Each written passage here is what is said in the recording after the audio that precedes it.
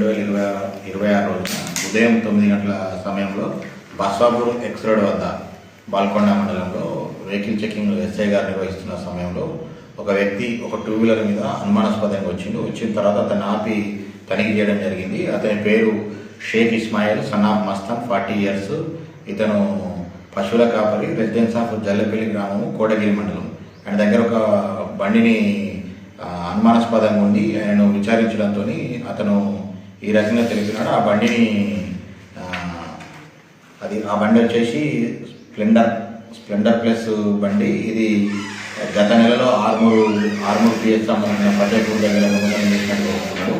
అదేవిధంగా ఈ బండి కాకుండా ఇంకా 3 బండ్లను కూడా దొంగతనం చేసినట్టుగా ఒప్పుకున్నాడు.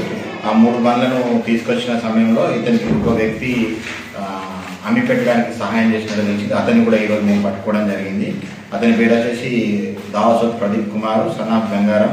ఆయన వచ్చేసి కిరాణా షాప్ నడిపిస్తుంటాడు. ఈయనది కూడా జల్లపల్లి గ్రామము. తర్వాత ఇతను పట్టుకొని బండి స్వాధీనం చేసుకున్న తర్వాత మిగతా 3 బండ్ల గురించి ఎస్ఐ గారు తన బృందంతో పాటు గన్నారం గ్రామం వెళ్ళాడు. అక్కడ కూడా మిగతా 3 బండ్లను స్వాధీనం చేసుకున్నాడు.